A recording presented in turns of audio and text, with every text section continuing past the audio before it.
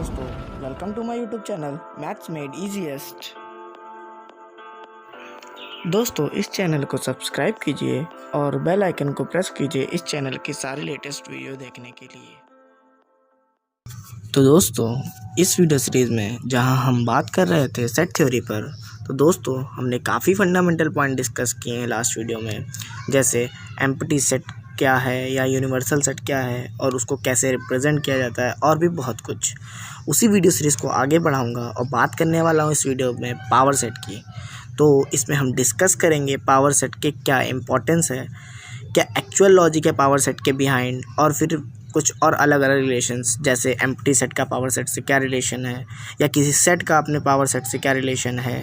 तो चलिए दोस्तों, डिस्कशन स्टार्ट करते हैं पावर सेट का। पहले एक बार डेफिनेशन समझ लेते हैं, फिर उसको एग्जाम्पल से उसको और अच्छी तरीके से समझने की कोशिश करेंगे। तो एक बार डेफिनेशन देखिएगा। डेफिनेशन है, let A B a finite set, then set of all subset of A is called power set of A। तो इसका मतलब हुआ, अगर कोई फाइनाइट सेट है आपके पास, मान लीजिए A, तो अगर हम दोस्तों उसके जितने भी पॉसिबल सबसेट हैं, the set of all subset of A, तो A के अगर जितने भी पॉसिबल सबसेट हैं, तो दोस्तों उसका अगर हम सेट बनाएं तो उसको हम बोलते हैं पावर सेट।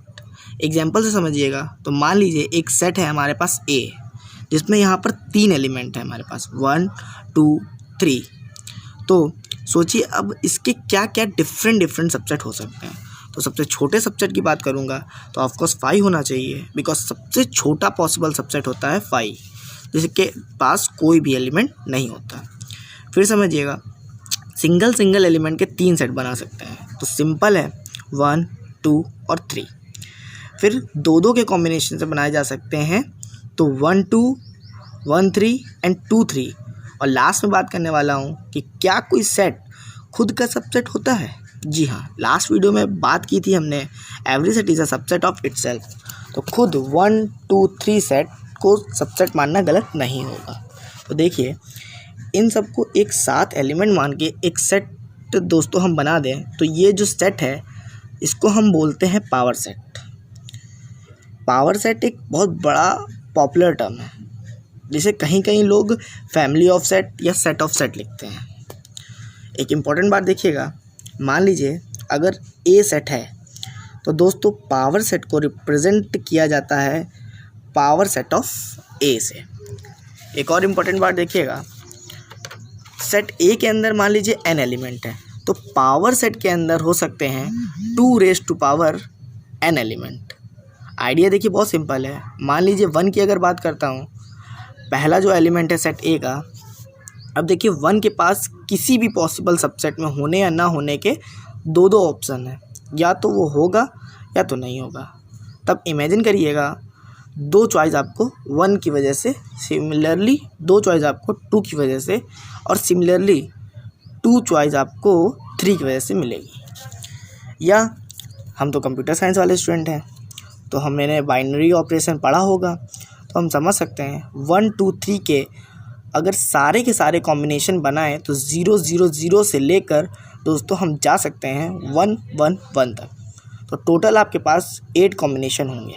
तो हमारे पास सेट ए में 3 एलिमेंट थे, अब हमारे पास 8 कॉम्बिनेशन है। तो रिलेशन समझ आ जाता है सिंपली कि कोई सेट के अंदर n एलिमेंट है, तो पावर सेट के अंदर दोस्तों होंगे 2 raise to power n element. तो यहाँ पर देख रहे हैं टोटल 8 डिफरेंट एलिमेंट है। अब कुछ डिटेल डिस्कशन करते हैं। आइडिया बहुत सिंपल है, बट कभी कभी जब अच्छे या मज़ेदार क्वेश्चन आते हैं तो हम फंस जाते हैं।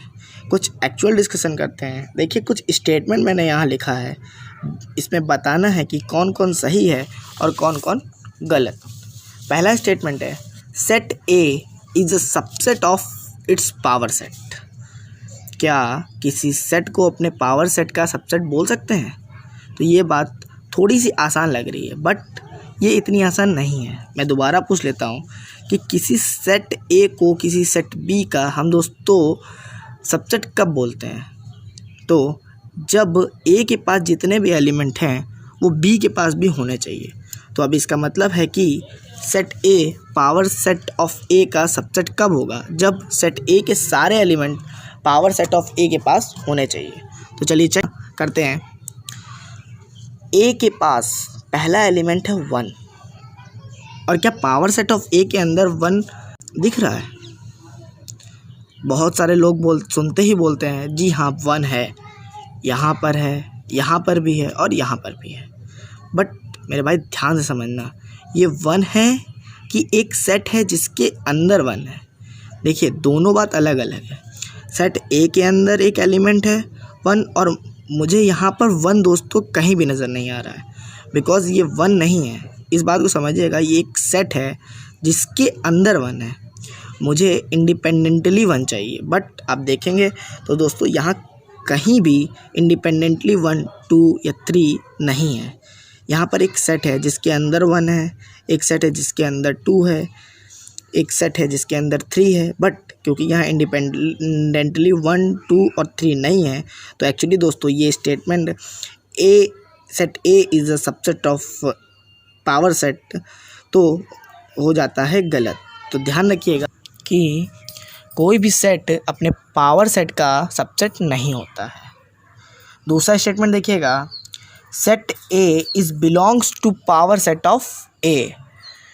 क्या सेट ए अपने पावर सेट ए का मेंबर है? तो देखिए दोबारा पूछ लेता हूँ आपसे कि हम small A is belongs to capital A कब बोलते हैं? जब सेट ए के अंदर एक एलिमेंट हो स्मॉल ए। तो दोस्तों सबसेट होना अलग बात है और एलिमेंट होना अलग बात है। तो क्या जो सेट ए है वो अपने पावर सेट ए का एलिमेंट या मेंबर है? तो अगर आप गौर करेंगे तो देखिए जो सेट ए है वो पावर सेट ऑफ ए में मुझे पूरा नज़र आ रहा है, बिकॉज़ हम बोलते हैं every set is a subset of itself. तो कोई भी अपने पावर सेट का मेंबर होता है, तो इस बात में दोस्तों कोई भी डाउट नहीं है। तो ये statement A is belongs to power set of A सही होता है। अगला स्टेटमेंट है phi is a subset of power set of A. एक बात समझिएगा, फिर सबसेट की बात है, लेकिन अगर आपको याद हो तो फाई की कहानी जो हमने प्रीवियस वीडियो में डिस्कस किया था, तो देखिए फाई दुनिया के हर सेट का सबसेट होता है। तो ये एक ऑलरेडी लॉ है, एक रूल है। मुझे देखने की भी ज़रूरत नहीं है कि पावर सेट है या सेट है। अगर आपके पास सेट है तो फाई जो होगा वो सबसेट होगा। ऐसा क्यों बोल सकते हैं? क्योंकि याद करिए सेट ए सेट बी का सबसेट तब होता है जब सेट ए के पास दोस्तों जितने भी एलिमेंट हो सेट बी के पास होने चाहिए। बट फिर वही कहानी है कि क्या फाई के पास दोस्तों कोई एलिमेंट है?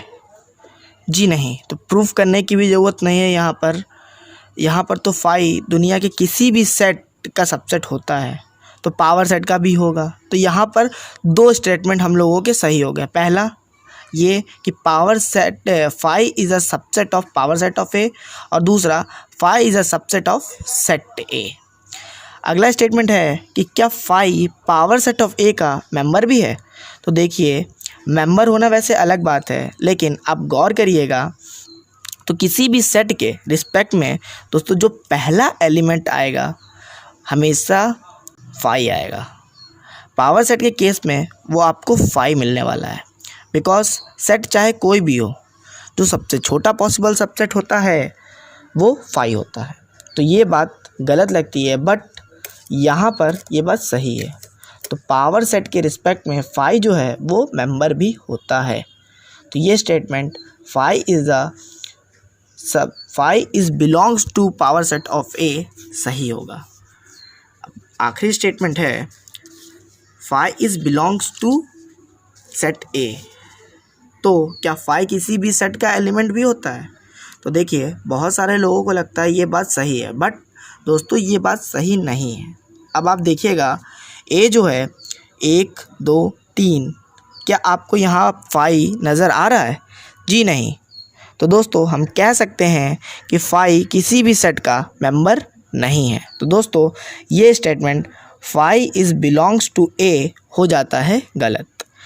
तो देखिएगा ये तो कुछ बेसिक्स स्टेटमेंट हैं, बहुत इंटेंस स्टेटमेंट यहाँ बन जाते हैं और डिस्कशन बड़ा मज़ेदार हो जाता है। लेकिन फिर वही बात, जब तक आपको बेसिक्स फंडामेंटल क्लियर नहीं होगा, जैसे पावर सेट, यूनिवर्सल सेट और एम्पटी सेट क्या क्या हैं और उनको कैसे रिप्रेजेंट किया जाता है, तो फिर इंटेंस क्वेश्चन सॉल्व करने में मज़ा नहीं आएगा।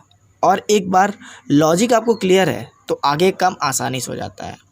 ये बेसिक डिस्कशन दोस्तों आपको समझ आया होगा पावर सेट का। मुझे लगता है यहाँ जितना भी बेसिक डिस्कशन है हम कर चुके हैं। अब मुझे दीजिए थोड़ा समय, बहुत जल्दी हाजिर होता हूँ अगली वीडियो के साथ। तब तक के लिए धन्यवाद।